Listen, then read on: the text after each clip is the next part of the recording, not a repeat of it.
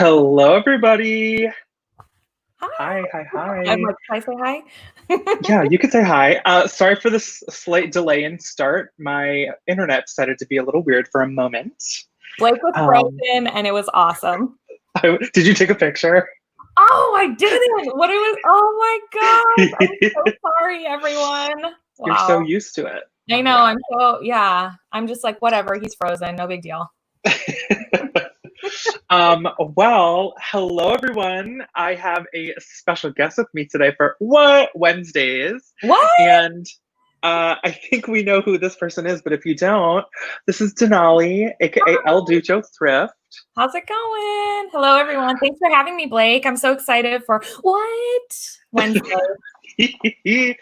Well, thank you so much for joining me. I know, you had to plan very hard for this. So, I mean, I changed my t-shirt and I brushed my hair. So listen, I don't want to say it took me a long time, but it did. Snaps for you, okay? Hello, everybody in the chat. Hope everyone is doing well. Yeah. Hannah Montana fan 208 says new location. So where are you? I know my best afternoon light is in my son's room. So I angled it this way so you guys wouldn't see all like this Spider-Man and Marvel character stuff hanging on the wall. So I feel that's where I am. Yeah. Hi, Cyro or Ciro. Oh, nope. Hi, everyone. Oh my gosh, so many highs. Hi, everybody. Hi. Oh my gosh. So many people coming in the chat. Don't forget, as we get started, don't forget to give this video a thumbs up. Oh my gosh, Tugo. Tugo. Hello, Tugo. We love Tugo. We love Tugo. Which, by the way, Tiffany and Hugo they are plant hungry, and they started a separate Instagram account that's super cute. Go check out. I don't know off the top of my head the name of it. It's like jungle plant zaddy or something. Yeah. Go to their Instagram and it's linked. Hugo, tell us what it is. Oh my gosh. Hello, everyone. It says Laura here too. Oh, is Laura with you guys? I think she was maybe doing something. Hi, Fashion Gal. Hi. All right. So let's get into the What Wednesday of it all. Sorry, I'm just fixing my hair. Oh no, your hair looks fine. It looks gorgeous. Well, thanks. This is Tugo's plant-focused Instagram. They're jungle, as they call it. Jungle space. So today's episode of What Wednesdays, we're talking about sourcing and scaling for your reselling business. Oh, hi, Laura. Laura's with them. Hello, Laura. Hi. So today we really wanted to focus on those two aspects, sourcing and scaling. Sourcing for your business and scaling your business, whether to grow it or to pull it back. So let's just dive right into sourcing. And Denali, you actually just did a TikTok about this. And for everyone out there, Denali's links are all down below. You can find her on Instagram, her YouTube channel, and her podcast. Her latest episode is linked down below. Flip the script on every platform that podcasts are available. So you all love Blake. There is an interview with Blake, and I would say, I don't say it about everyone, but it's a really awesome episode. I think some of my best episodes of the podcast are when people are vulnerable and honest about the state of their reselling business. And Blake definitely was in that episode. So if you guys haven't heard it, for that reason alone, check it out. So yeah. And Denali, you put them out every Monday, right? Yep, every Monday. I'm like, I think a lot of resellers, although we work like 7 days a week, 365 days a year, I think most people are really grinding Monday through Friday for the most part, Agreed. So I think that people are like outsourcing that day. So I'm like, well, they can listen to it while they drive or as they browse the Goodwill racks. Right. Oh, well, Margaret. Yes. Yes, we love that.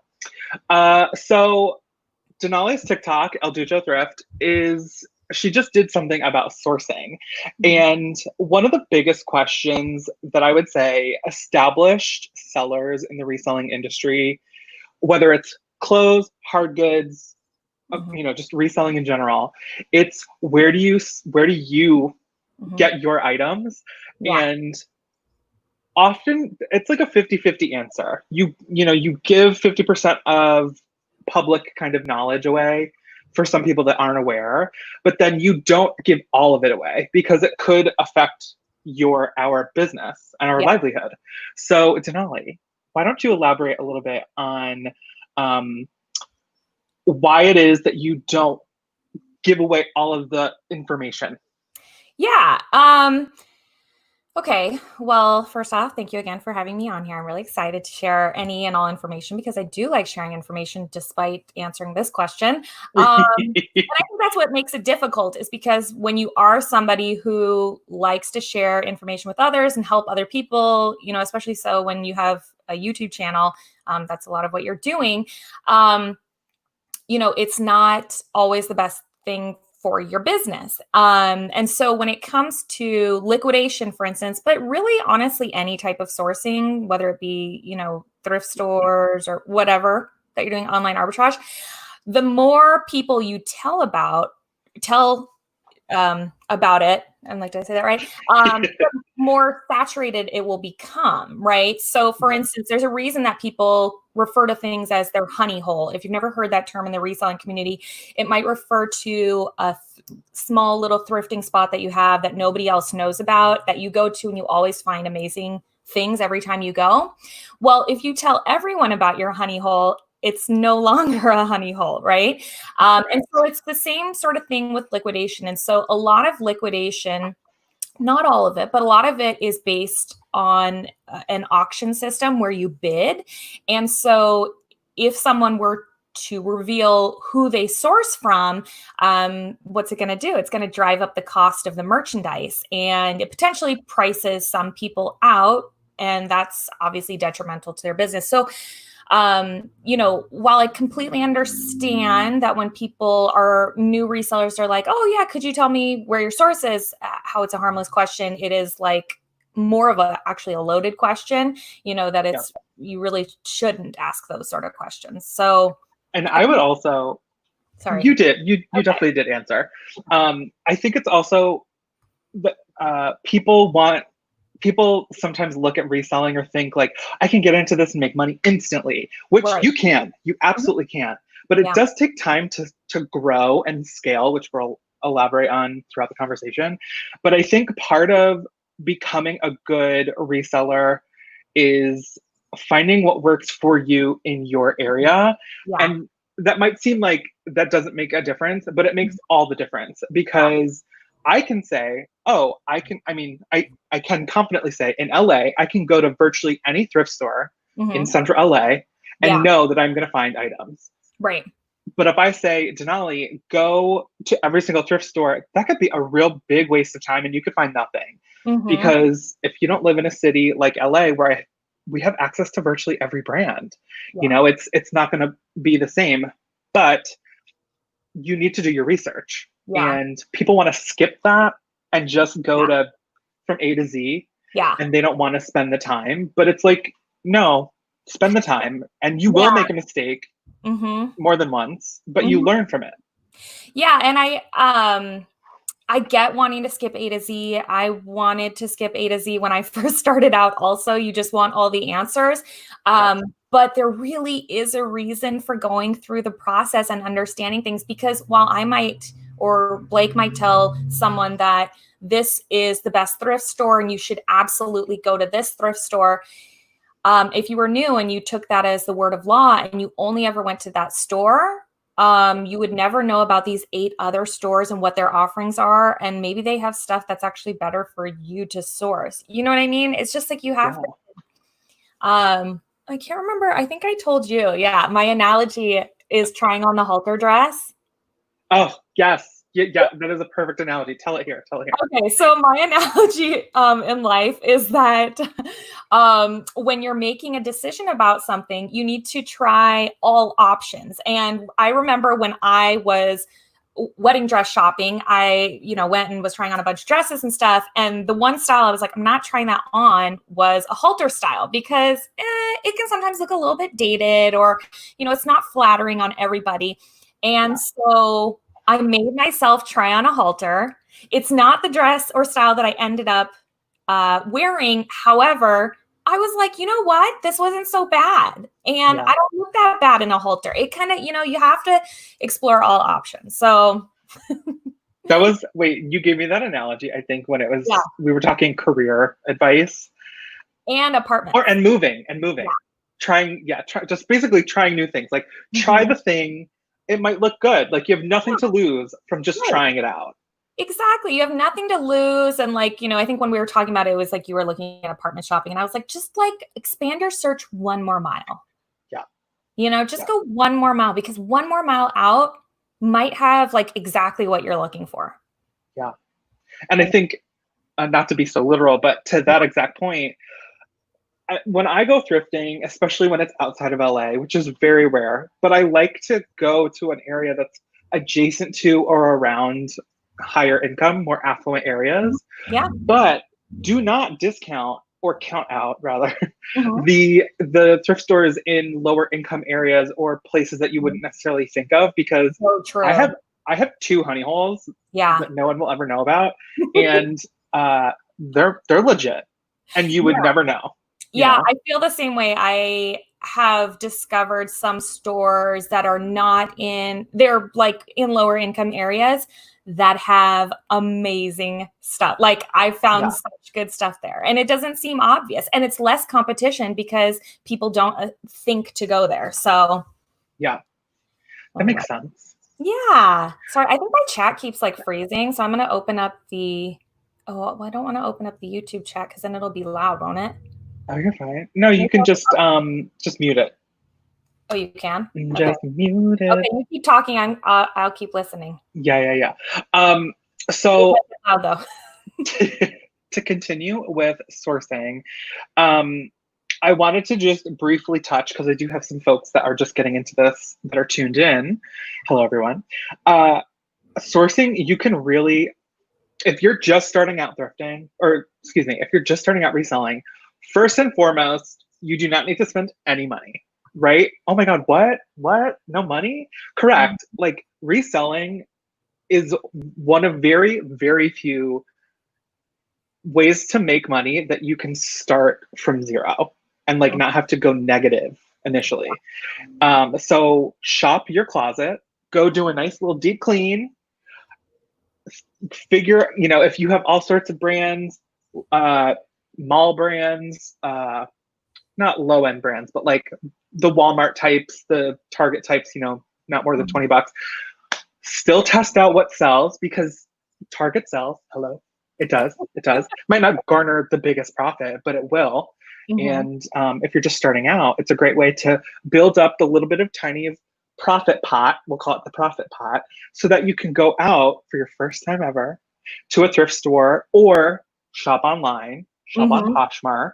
Yeah. To start to source. I think, shopping your closet is the best way to start, because it helps you learn, like, even if you don't have the best brands in your closet, you know what I mean? Like, it's free inventory. You're going to build up some money, and then you're also going to like take all those crappy photos that you do when you first start and make all the mistakes, and you'll do it for free. Yeah, then exactly. Yes. Karen, she said she purposely donates to lower income areas. Aww. That makes sense to me. Yeah. I mean, I personally, I donate to 2 different thrift stores for my personal items that won't sell or are just worn. And it's just like that situation, Karen. Safa says, she's in Canada. I find it hard to thrift here in Saskatoon, Canada. Value Village is very expensive. So Value Village in America is the same as Savers. And I've gone once, and it was the only time I've gone, because it is ridiculously expensive. Like, I'm talking more expensive than most places. But it's like, did you smack your head? Expensive. Like, used beat up sneakers for $30. Like, what? Right. Yep. I just don't understand. So I've been turned off, and I understand that. Oh, Lisette's here. Hi, Lisette. Happy Wednesday. Happy Wednesday. I actually had a great question, and I wanted to throw it up on the screen.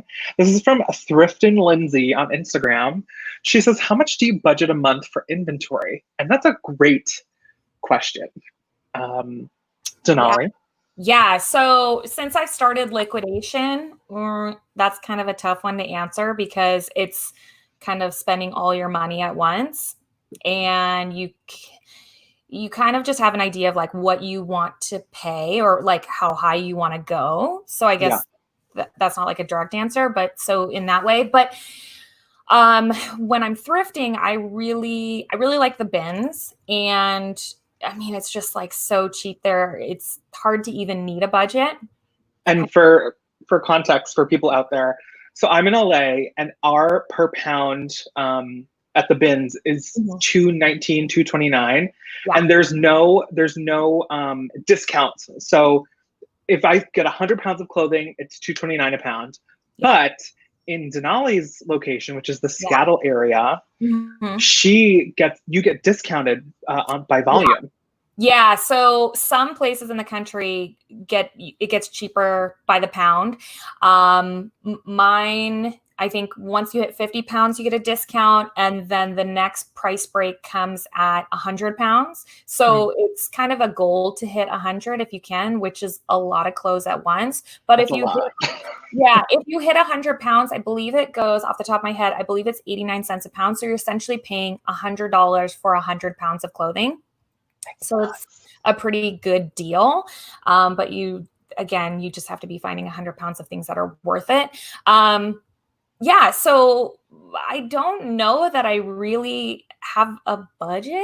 It's, when I'm thrifting, I really operate off of, acquire inventory from the bins, right? Like, let's talk about a bin scenario here. Get the inventory from the bin. So 100 pounds, $100. Let's say, and work through, list all those items. Once all those items have been listed, then we go back and we do that again. So it's really on me, like how much I'm working to get stuff listed is what my budget would look like. I can't really see it that it would, it's not 31 days a month. I'm not spending $3,100 from the bins, Right. It's hard to go and do that every day for that much inventory. So, right. We're getting some great interaction here. Vero says it's $159 a pound here, $129 once you passed 20. That's pretty good. Where are you at, Vero? I feel like where are you at? Before. I can't remember where you said you're from.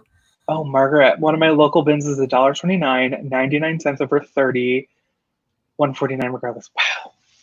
So we're just double. 99 over 30. That's great. I know that Portland has a fairly low threshold for them as well, which I'm jealous of. Hola from Dallas. Shoes are fixed price. What's the price, Vero? That's interesting. And I do think our pricing is different for shoes. So it does vary by different categories. Interesting. Hey, Mogi Beth. Hi, Mogi Beth.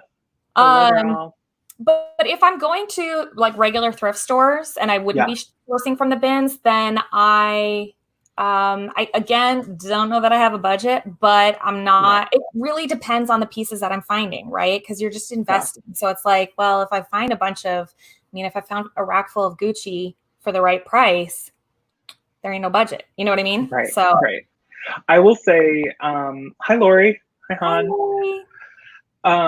I will say for me, again, this is me speaking as a part-time seller. And if I think about it being full-time, the way I shop now, I don't think about it until I do my bookkeeping and I'm like, the profit margin is not enough in my accounts. So I'm going to sell a little bit more. And then once I get a little bit more pocketed, then go back out. But it's been a real challenge for me to spend too much. That hasn't happened.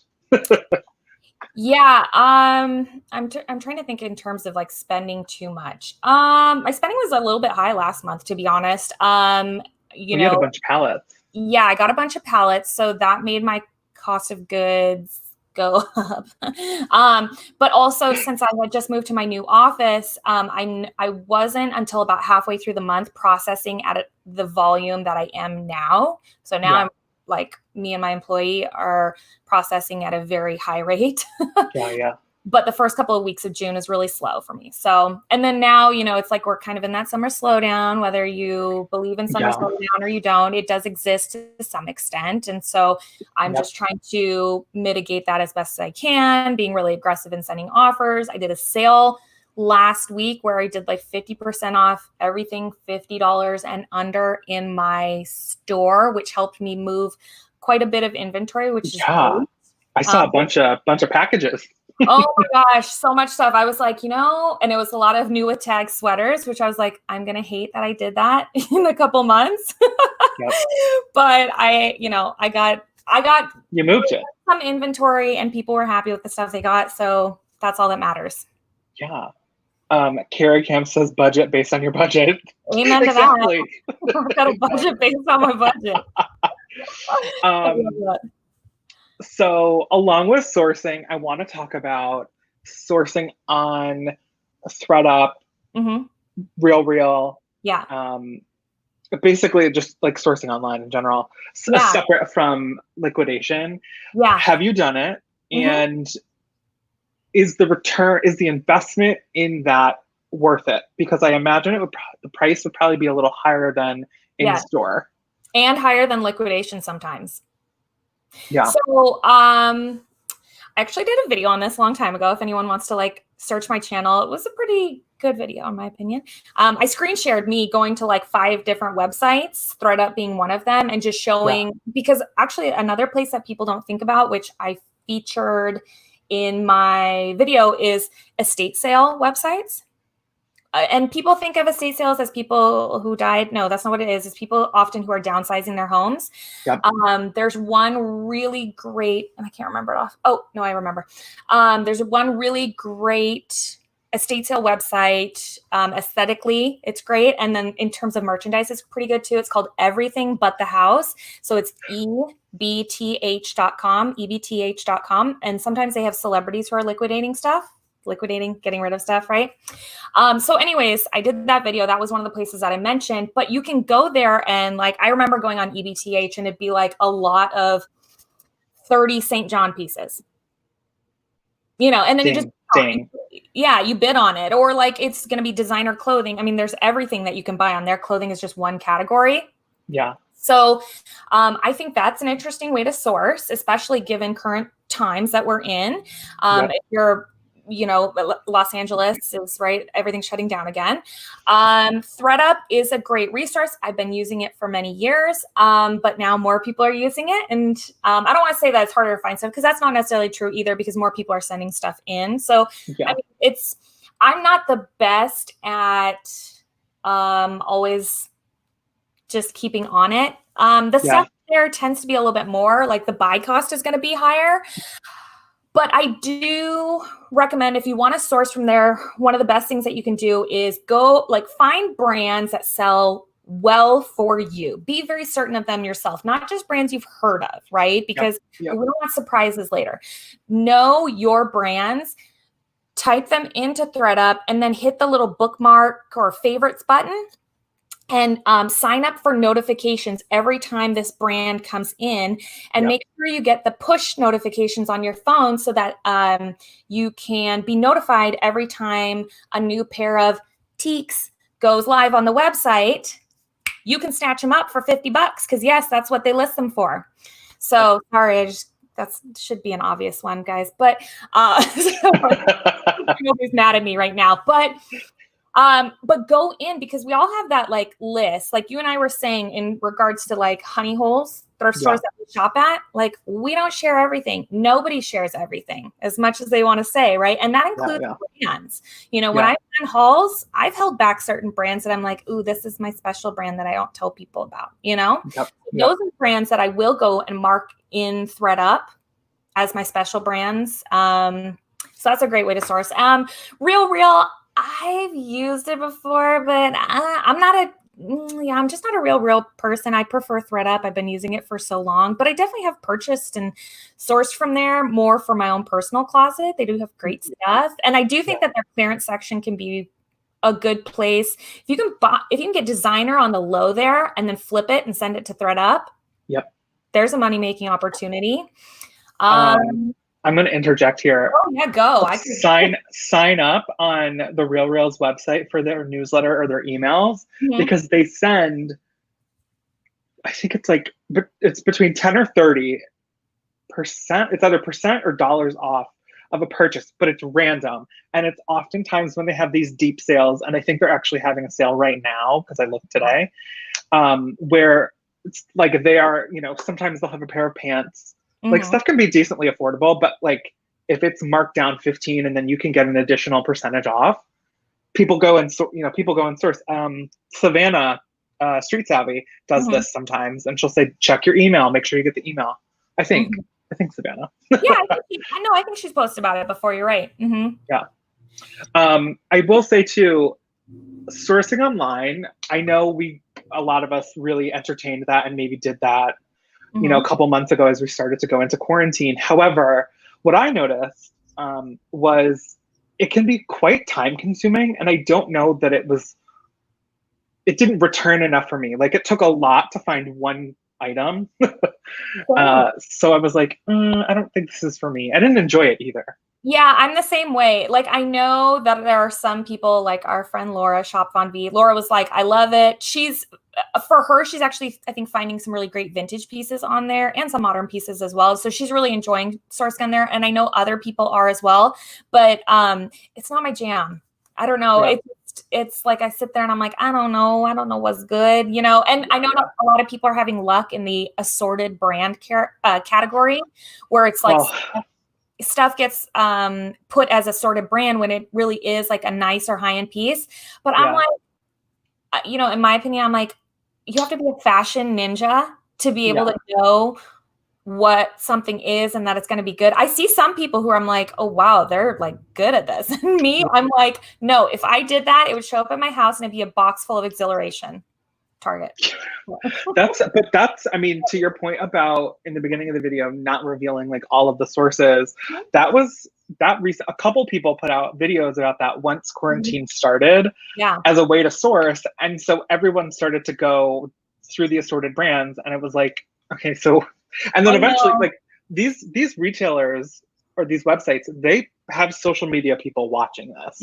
Like they know what's going on because they're trying to make money. I mean, all the resellers in the world are trying to do what they're doing, but they're doing it at the scale that we. Oh, they're going to watch and they're going to see their weaknesses, right? Because we found a weakness of theirs, right? So the more we talk about it, because, right, we all talked about, the ThreadUp Lux program. All you have to do is send in one item and you can send a box full of trash of the other stuff, right? Yeah. And then they got hip to it and they were like, no, you can't do that anymore. And they shut it down. So it's going to be the same thing with the assorted brand. They're just going to expand their brand list, which of course there's always room to say, well, they'll never catch everything, which is correct. Goodwill is the same way. They'll never catch everything. So I'm not saying it's a reason to quit or not do that. You know what I mean? Because that's like not my philosophy at all either. I'm just saying ThreadUp sourcing is not my jam. Though, I do have my favorites list, and I probably actually buy one item a week on there. Like I source one item a week, but it's very passive. It's because my own little BOLO list pops up, and I snatch it, and nobody else takes it because they don't know the brands. Yeah. That's smart. Yeah. So I want to kind of round out the sourcing segment of the hour by asking you let's say in the past since January 2020. Yeah. What's a mistake you made for your business that you learned and grew from? Oh, okay.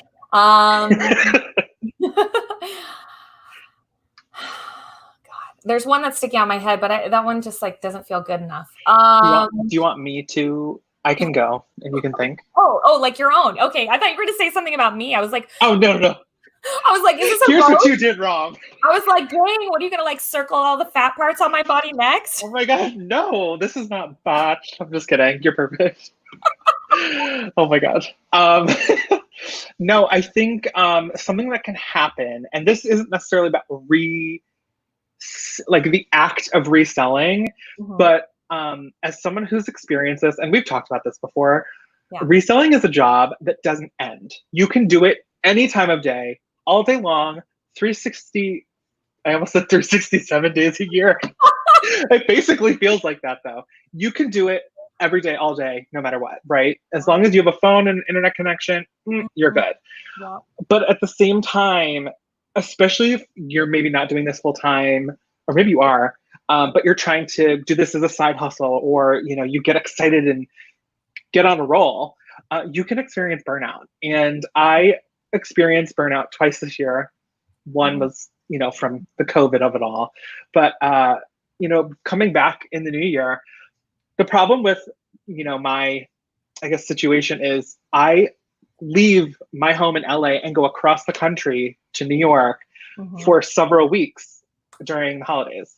And so taking that time off is like, it's the only time I take that time off. And it's very hard to get back into the groove of things come January 1.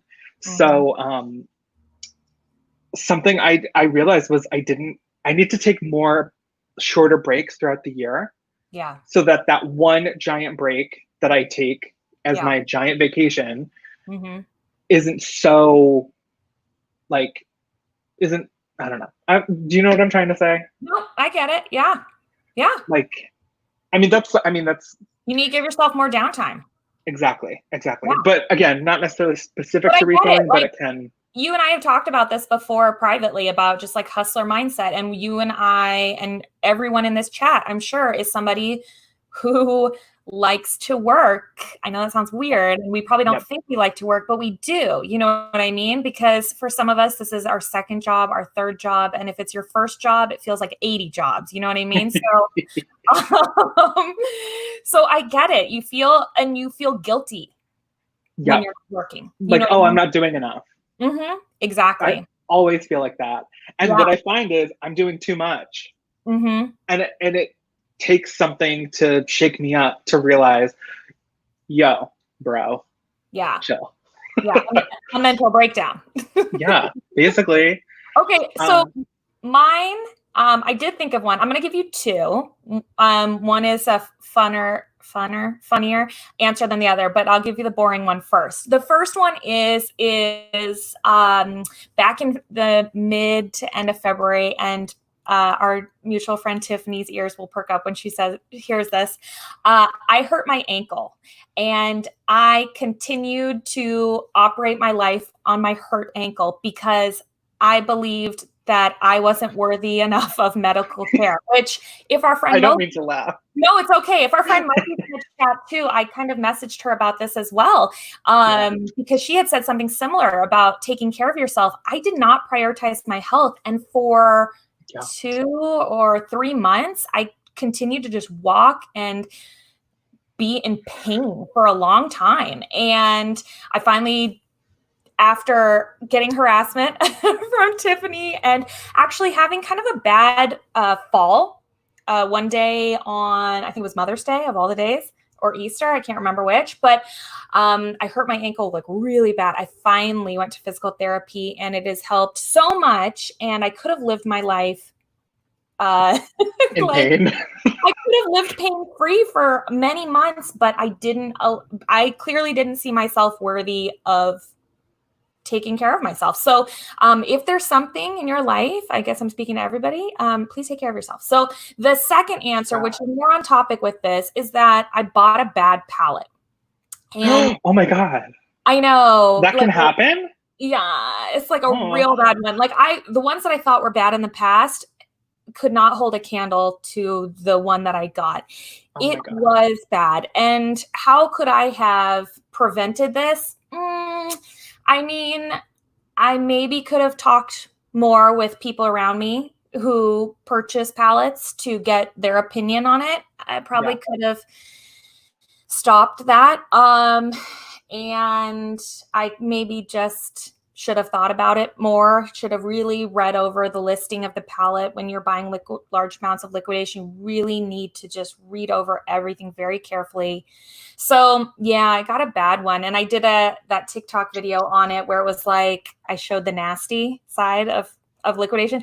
That wasn't even all the nasty. Like, I'm talking boxes of used underwear, not That's one disgusting. box.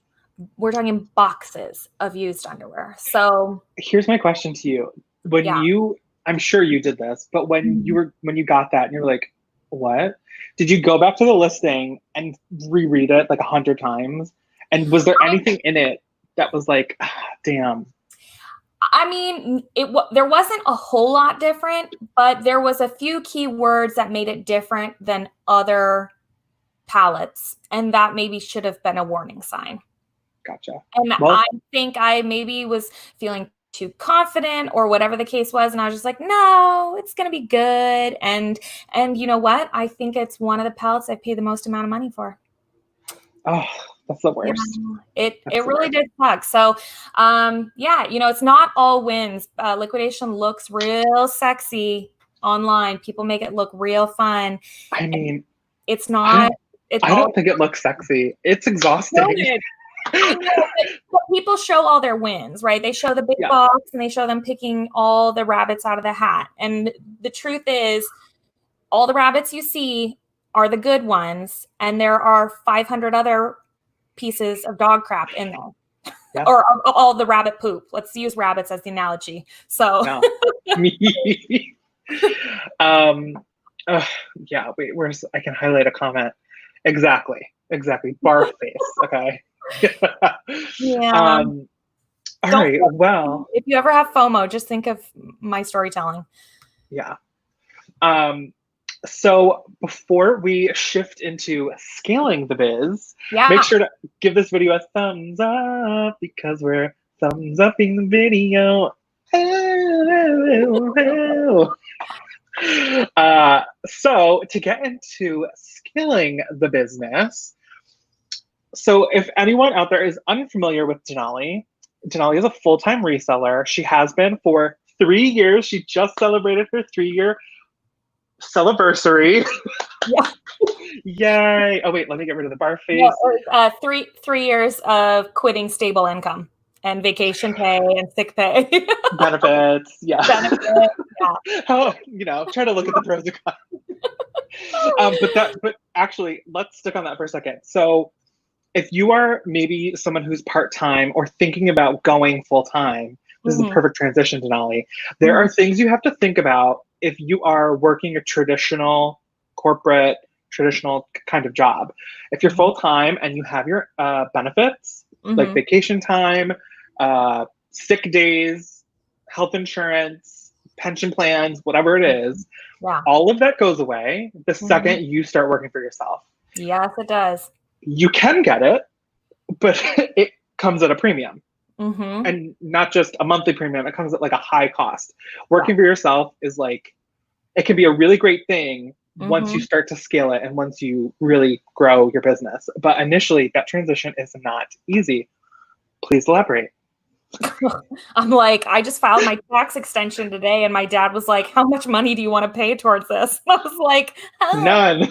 No, thank you. Yeah, if you, I know a lot of people who are not self-employed always look forward to getting a small return at the end of the year.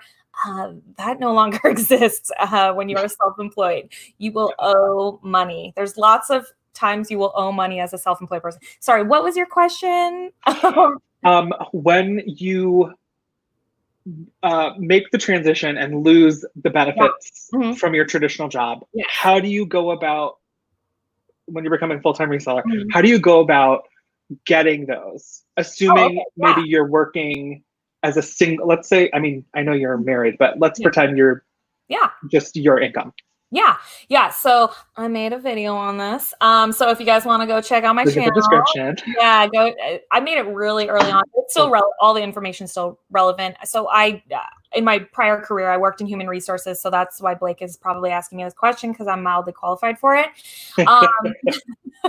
So as a single person, you're going to want to go for health insurance. You're going to need to go to the exchange, the health exchange, and purchase on there.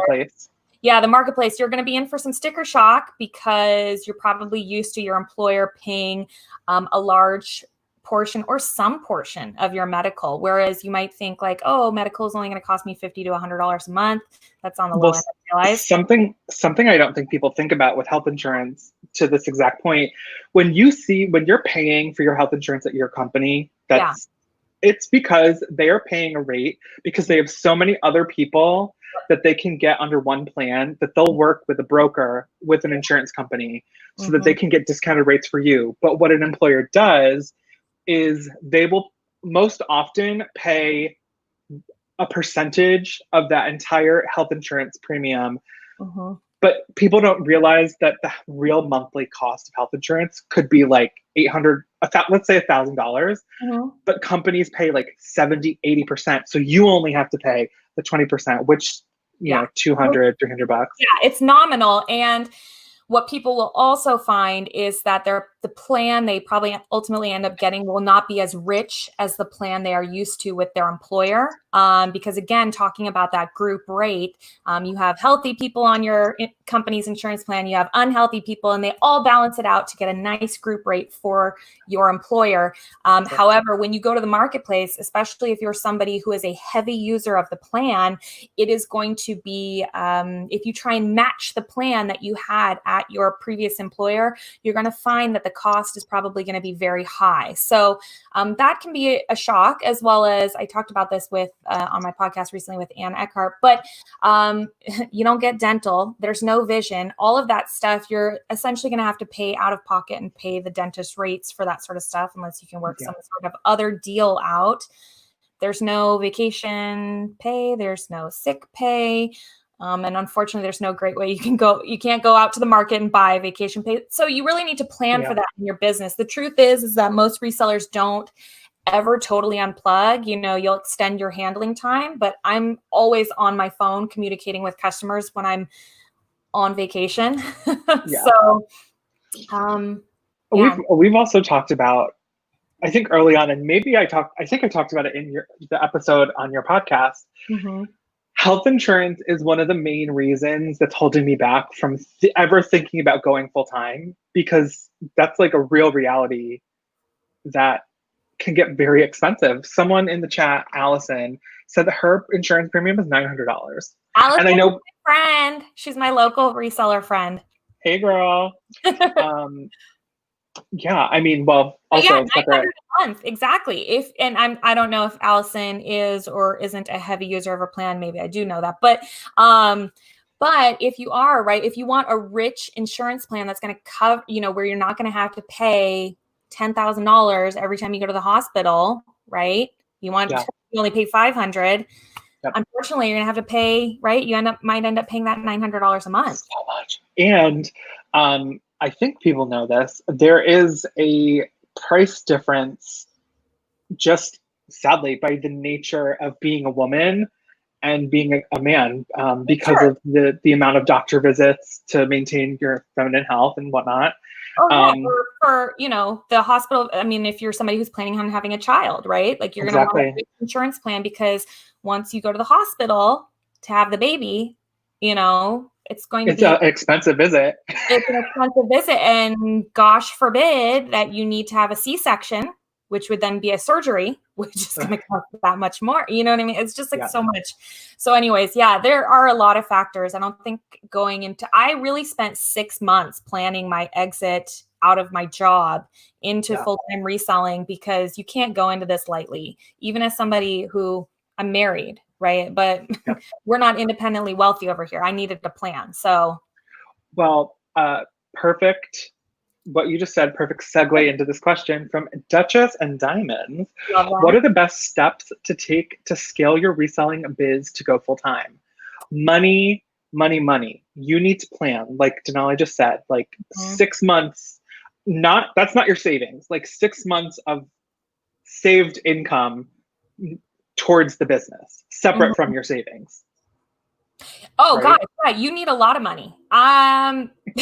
because you're going to not know what the heck you're doing for a while. I mean, nobody has a just add water business anywhere, right? It doesn't Oh, exist. I love that. Just add Oh, water. just add water, right? Just add clothing. So I really recommend building up your reselling business for 6 months to a year, not just for the income side of it, but just to understand how it works, to then be able to exit. And yes, having probably 3 is on the really low end, 3 to 6 months of income in your bank account before you go full time, because there are going to be difficult months. And you want to just plan ahead for that, and you don't want to be low on cash. And there's going to be, don't underestimate the mental change that's going to happen when you go through this experience as well, because you think you're going to hit that ground running, like, boom, I quit, start, boom, boom, boom. Yes. You could very well get depressed. You could very well not be as motivated, and then become hard on yourself for that. And it could really set you back. So you want to make sure you're not putting yourself in a bad financial spot. Yes. Sorry, I just messed up my chat. Hopefully it doesn't start. Oh my God, Allison. That's nuts, Allison. Holy crap. Which means, that also means that insurance is like insane. Oh my God, that's nuts. That's nuts. Yeah, I mean, I don't think, the one thing I didn't prep for was like the mental shift, like you said. For me, I was like, yeah, I'm stoked. I'm an introvert. I'm so excited to like be by myself. But I think I thought I was okay.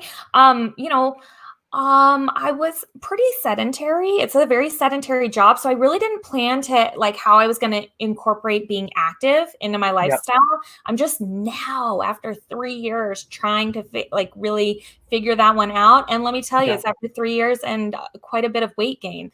So to say that, it wasn't like, no, it didn't affect me. Clearly it did in some ways, in ways that I didn't even think of. So I do think that you have to, right? Because you're like, oh, I get to sleep in, I get to stay up as late as I want. But there is something to having a routine in your life, And if you are not doing work, there is no money. I mean, in theory, there's money coming in theory, but you need to keep the machine going. You need to feed it. Yeah, I mean, feed the beast. Right. If you are not a self-motivated person, if you're not self-motivated, if you can't kick your own butt, like, you're going to fail in this job. I mean, if you don't want to work, cool. You're also not going to make money. So yeah, that's why I said like really doing this job for like a year. So that right, really running 2 jobs essentially at the same time, your regular full-time job and this will really help you understand what this work is. Yeah. Lori said, are you loving the Peloton? We should try to. Yeah, Lori, I just got a Peloton. I love it. It's awesome. Oh, I want a Peloton, but I don't have the space. I was into Fly in 2017. Flywheel here in LA. Flywheel, yes. I lost so much weight. I was going to be on a reality TV show, story for another day. It was going to be good too, but it didn't happen. Yes, it's just like Flywheel. Yeah, it's great. So we've got health insurance covered. We've got saving or money to protect us from potential slumps. Yep. Would you? I had this question written down. Excuse me. Would you recommend someone getting an office space or getting a storage facility? And do you have an office space or a storage facility? Yeah. Well, I guess I'll start off answering. Yes, I do. So I just recently got one-ish, 2 times. After 2.5 years of reselling, I got my first office space at the end of December of this last year. And then when COVID hit, I decided to leave the office space. I left for a couple months and now I'm back in a bigger space, which is great. Which I've already filled it up with too much crap, but yeah, to answer that and get it out of the way. Yes. Do I think everybody needs one? No, not necessarily. since day one, that was my dream, was to have an office space. I don't want the business in my home. And I do hear that from a fair amount of people. People in the chat will probably chime in, and this will go both ways. But for me, it didn't work. I just felt, this is my quote that I say that you like, Blake, like things. Oh, the stuff. Yeah. Yeah, things, having things in your home, whether it's your things or things you are going to sell, it is extremely overwhelming, right? That's why there's that show Hoarders. And I felt like I was seeing it all the time. I'm a workaholic. If I see it, I do it. I can't turn it off. It's just who I am. And so having the office space for me has given me some semblance of work-life balance, even though I come home and I still have my laptop and I can cross list and do stuff like that, but I'm not out in the garage photographing items. I'm not whatever, lots of different stuff. Yeah. Right. Away from other people, right? It does help isolate me somewhere else where I'm just focused. I'm doing the work. I'm not thinking like, oh, let me go change that load of laundry real quick. And after I do that, I'm like, oh, I'm going to go lay on the bed, pull the duvet over me, and I'm going to take a quick little cat nap. Like I stopped napping. I was napping a lot. You know what I mean? Being home. So yeah, it's been good for me, but I realize for other people, it's just, other people like love having in their house, and that's great. But I think storage units are also a great option. If you just don't want or don't have the room for your inventory, storage units can cost you like $50 to $100 a month on the very low end. So it can be a nice option, just depending on where you live and accessibility to it.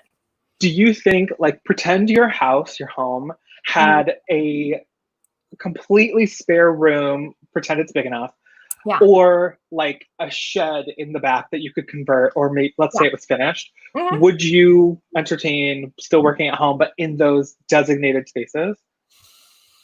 Or do you want to have a drive to get away a little bit? If I've thought about that. Like if I had a basement, I see some people who have basements in their house. Yeah. I think if I had a basement, I could do it. Like I would be okay with that. Yeah. Or if I had a she shed. I mean, like a separate man cave, she shed. Yeah. If I had like a separate detached building from my home, yeah. I need it to feel like it's this own separate space. Yeah. And I think I could shut the door on a basement and walk back up to the main floors. Like if that's all that exists in there, you know what I mean? Like there's not, treadmill's not in there. The guest bed's not in there, right? Like it's not the playroom, right? Because then I'll be tempted to go back in there. So even the basement is maybe a little bit iffy, but yeah, I and that's just another part. I just didn't have a space in my home. My home is not built for it. I have, one of those small new construction homes. So yeah.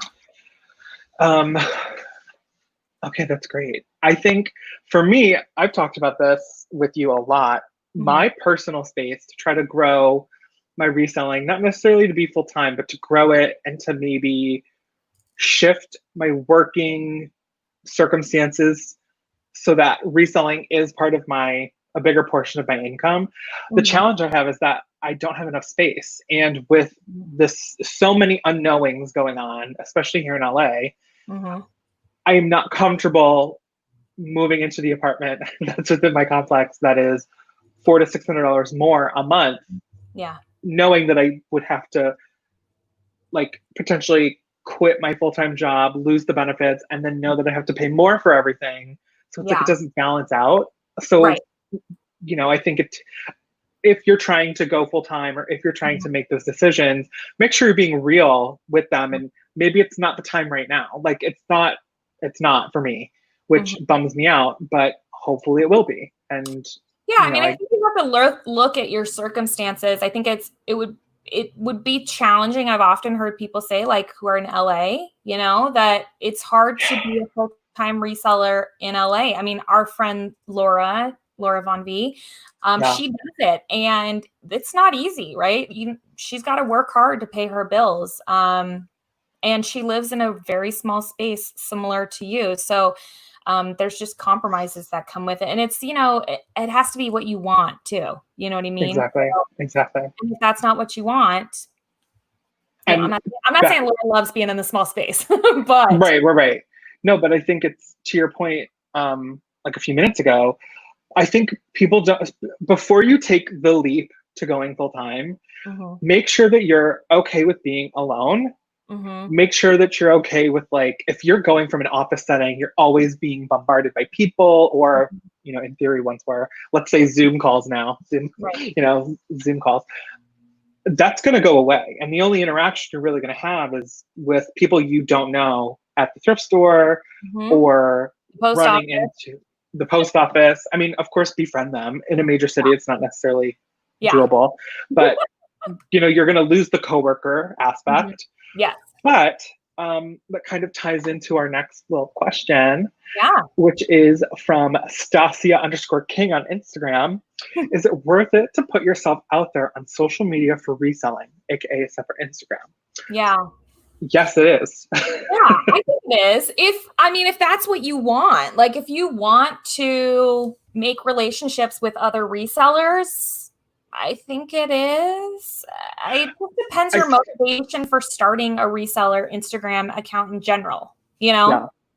I think it's like, you don't have to put your face out there by any means. There are people that are successful that only show their items, and like, good for them.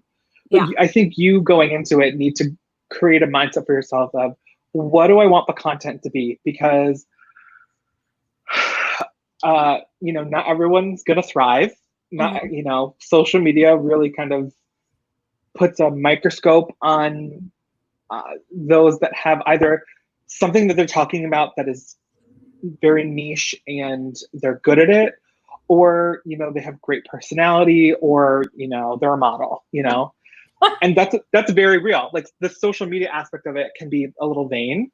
Yeah. So being real with yourself about that is part of the equation. I pride myself on being self-aware, so I understand saying those things might not be easy to digest, but I think that is something you have to think about.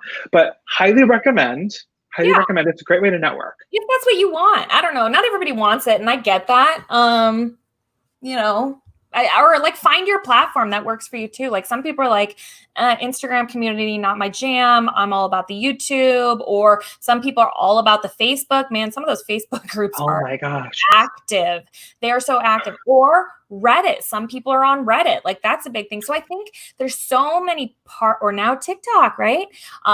There's so many different facets to the reselling community that just find where you fit in and where you can find your like-minded folk. Lori said, come to Boston. Listen, if things end up in a certain place, I really might entertain that. As long as I have a private bathroom. I think Lori has a pool too. Lori, don't you have a pool? I honestly think I would have a great time if I did that. Like, it looks amazing. As a stay-at-home reseller mom, the interaction I get from Instagram is so nice. Well, I bet, because it's either goo goo gaga or goo goo gaga at all the luxury items. Maybe her kids are teenagers. I think they're little. I think from looking, I think they're little. All right. Could you imagine? Karina says, I've been thinking about joining the reselling YouTube community. Listen, there is no joining, it's just doing. Yep. And I think something that's huge that speaks to Stasia's question is, especially with YouTube in particular, a lot of people think about it or say, yeah, I think I want to try that, but don't. Yeah. Just do it. You have to start somewhere. It can't be perfect out the gate. You're not going to look like Kylie Jenner with some glam, E network effects. Right. You have to start somewhere. I mean, it's not as pro as me and Blake's backgrounds right now, but someday you'll start filming from your son's bedroom. So. Oh my gosh. Oh wait, Lori said yes, and a hot tub. Oh my goodness. Oh my gosh. How about and a hot dog too? A hot dog. Share a bathroom with Rocco. He can go. I'm just kidding. Oh my gosh, Vero. You are so sweet. It didn't come through on my streamer yet. There we go. There you go. There's like a little delay. Oh, yeah. That's Oh, so sweet sorry. of you. Surprise. Surprise. Thank you so much. Thank you so much. But as we start to wrap up, everybody, feel free to get any last minute questions in now regarding your sourcing, your scaling, or miscellaneous questions. We've got Denali for, let's say, 3 more minutes. We'll end this at 7:05. Yeah. And holler. I did a video that actually came at Blake's encouragement. Sorry, I keep playing with my hair, but I keep looking at it. So, Okay. Blake's encouragement about a month or so ago about liquidation. So you know what I'm talking about, Blake. Yeah. So I feel like I answer a lot of questions and kind of give a little dip into what it looks like to buy liquidation. So if that's something that you're looking to get into, and that was why you watched this video, I encourage you to check that one out. But honestly, the best way to start with liquidation is just hitting up good old Google. So, And something to, I wanted Denali to make her video because as someone who I could never do pallets, it's like not feasible with my living arrangement, but I was like, what does that look like? Like you get a giant box, like a giant box on a big 18-wheeler sometimes delivered to your house at your doorstep, and then that's it. You are responsible for everything else. And I mean everything. So check out Denali's video. Her YouTube channel is linked down below. She'll take you through all of it. The sweat, the tears, the hangers. There's even something in my teeth while I filmed. So if you can find that, have fun. Hi, James. Dresden's question, I'm like, where's the chat? Said, where did I come up with the name El Ducho? So it was actually my husband's username on eBay. I had an eBay account since like 1997, but I don't know what happened to that account because I just like stopped using it after a period of time. So I don't know what they do with it. But anyways, so I basically hijacked my husband's eBay account when I started reselling full time because he already had feedback on there, and having feedback is good for an account. I had been buying and casually selling on his account since we were together. So anyways, once I was going to go full time, I thought to myself, okay, I want to change the account name to, I don't know, something more feminine, or just felt like it represented me a little bit more. And the longer I thought about it, I was like, nah, like I'm El Ducho. Like that's like, that's you. I didn't even know what it meant. So I asked him, he didn't know what it meant. And because it's a line from a movie. But anyways, I looked it up, and apparently it means the skilled one, or somebody who's skilled, which I was like, oh, well, cool. 3 years later, I feel mildly skilled. So that is the story. Speaking of skilled, I forgot to announce next week's video topic, which is going to be all things consignment, in person, online, the real thread up. We'll do deep dives, and oh my god, another special guest. Can you guess who it is? Lori Tata from Boston, Lori! my new roommate. So that'll be next Wednesday, and I actually want to get to a couple questions that came in. Advice on cleaning white leather Steve Madden boots. Cleaning. Like what? Oh, leather. Leather. White like, leather. Depends on the stain. I would say if it's like a patent leather, don't use a magic eraser. No. White leather. It depends on what it is. You could try magic eraser. You could try spot treating with some shout. I'm like, White leather's tough. I'm like, depending on the value of the Steve Madden boot, really think about how much time you want to put into it. Like if they're brand new, put some time, like 5 minutes, 5-10 minutes max. Yeah, but if they're used, like, what's the comps on it? If you look up the comps and they're only worth like maybe $25, then I wouldn't put too much work into them. Yeah, I gather they're a boot. Oh yeah, it says boot. Duh, stupid. Vera says, how long do you let an item sit before you give up on trying to sell it and get rid of it? I think our answers are different, but mine is 6 months. Yeah, they're different. And well, no, 6 months, and then I'm like, okay, reevaluate. Do I send it out to the real for consignment? You know, I explore other options to get creative with it. Yeah, what do you think my answer is? Sit for as long as until it sells. You're right. Right? Yeah, no, I mean, I'm terrible at it because I'm terrible at doing inventory because I'm like acquire, sell, sell, sell. The last thing I want to do is work backwards. So since having my employee actually purged a lot of old stale inventory, and it's been great. I sent it off to ThreadUp and they have taken so much of it. It has been amazing. And stuff that I couldn't sell, they're like selling it real quick for me. So I'm real happy. However, moving forward, I am looking to put a better practice into place. I think 6 months is fair. 6 months sounds good because, to be honest, I am really using ThreadUp heavily in my business right now. So I will, whatever's not selling, I'll send to them and they can sell it. Yeah. James says, I wait a year or more. I'd rather take new pics and redo. Yes. And I will say listing, especially if Poshmark's your go-to, they made that copy feature makes relisting so much easier. Although I will say I noticed a dip in sales when that got released because it was so easy to pump out a new listing so often. For sure. But I think it's kind of subsided, so TBD. Vero's comment, I don't know if you can see it yet, Blake, but it says, I'm 6 months in and already tired of some stuff. You know what? If you're tired of seeing some stuff, and maybe 6 months ago you were a new reseller, get rid of that stuff. Because a lot of the stuff I bought when I was new was junk and I wouldn't have picked it up again. Not saying that that's the case for you, but moveon.com, get that stuff out of your store, your closet, take it to Plato's, send it to ThreadUp. I'm doing that now. I just did that. Yeah. So great question. Yeah. And then I see a question from Beth Tillman says to ThreadUp. Oh, sorry. Go for it. These questions. She's popping up first. When does it make sense to bring on an employee or independent contractor? Great question. So let me tee this up. So Denali recently got an employee as a part of her business, another part of her goals and dreams with getting an office space. And okay, take it away.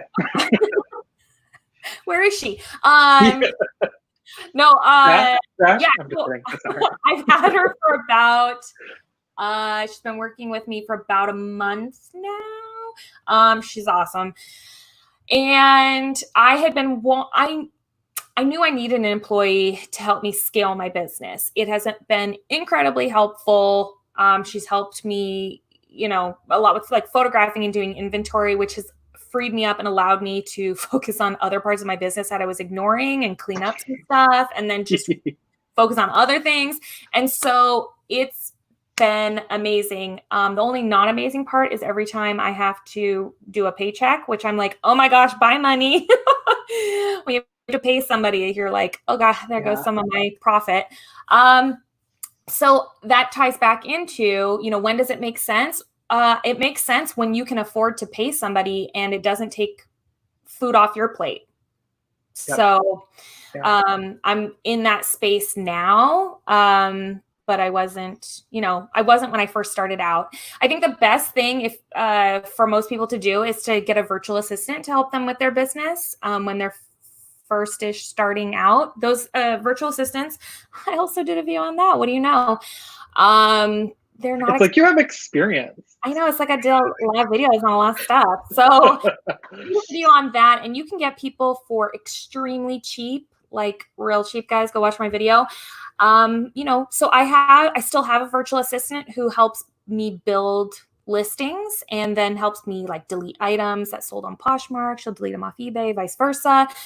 They can do, anything virtually for you, and it's extremely helpful. So that is what I recommend most people do.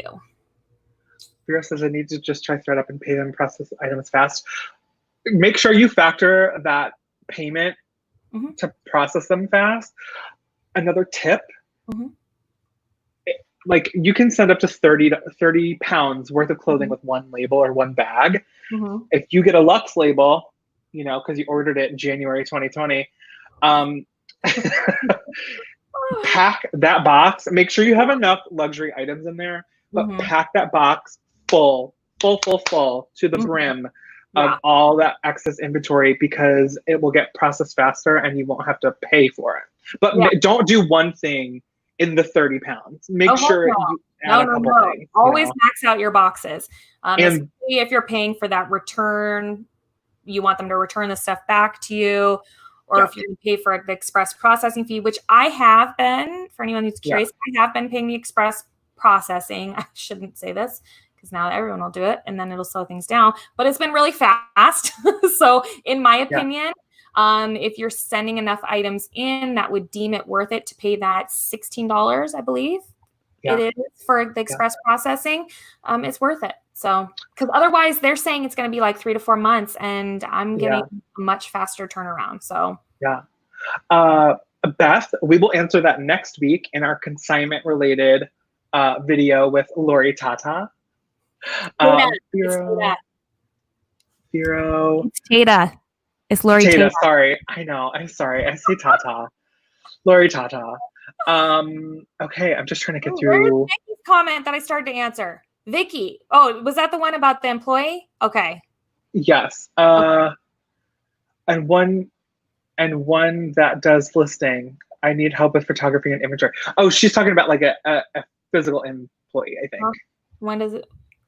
Oh, yeah. But you know what? Like if there's somebody who's local, what I've heard of a lot of people doing is just hiring somebody local in their neighborhood. And, maybe they bring them over a bin of like 30 items and they buy the person a light kit, because it's not that much, like $30-$60, right?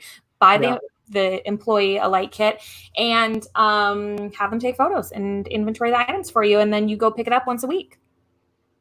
So smart. So smart. Just make sure this will be a great test for you, not you, just to learn how you communicate, your communication style, because what will come with getting an employee is, especially if you haven't worked, maybe you're a stay-at-home mom or whatever, if you don't communicate clearly enough, especially with reselling, which can be very particular. I know I would have to be very particular with my words. You don't want to get frustrated because it wasn't communicated clearly to the employee if they mess something up. Because ultimately that's on you, Yeah. And also understand that, slurp. Sorry. Your employees are not you. And the quality of work will be a little bit not as great as the work that you do, and just accept it, right? That the pictures aren't going to be, assuming that they are clear photos that show the garment, that's good enough, right? You just have to accept that people aren't going to do identical work to you. And that's just part of scaling your business, is knowing that, you can't duplicate yourself. Love it. Well, I think that is it, everybody. Make sure you all give this video a thumbs up in appreciation of Denali coming and joining for Wednesdays, and an additional thumbs up for celebrating her 3-year resellerversary. And another thumbs up because she got back into her office space with an employee. So thank you guys so much for tuning in. Again, give this video a thumbs up. If you are thinking about liquidation or buying wholesale, think about B&G Trading. You can get 20% off with code PoshBossBlake. Link is in the description. And if you use my code, please let me know when you get your items. I would love to see what you've got. So tag me on Insta. Are you on their email list? Oh yeah. Yeah. Did you see? They got a good, I think it's like for email list people only. So you guys should sign up for their email list. But they did a drop yesterday or 2 days ago. Was it the bathing suit? No. Yeah. Ted Baker swimsuit. Ted Baker. Yeah. Yes. I was like, that's a good deal. And the 1-2 weeks ago was like, show me your moo-moo. Yep. So all the good stuff's on the email list, yo. Yeah, check out that email list. And one last thing before we go, thank you to Denali for joining me today. You can follow all her links to all her social platforms, including her YouTube, her Instagram, and her podcast down in the description bar. Thank you. Thank you so much, everybody. Bye. Bye. Thanks, everyone.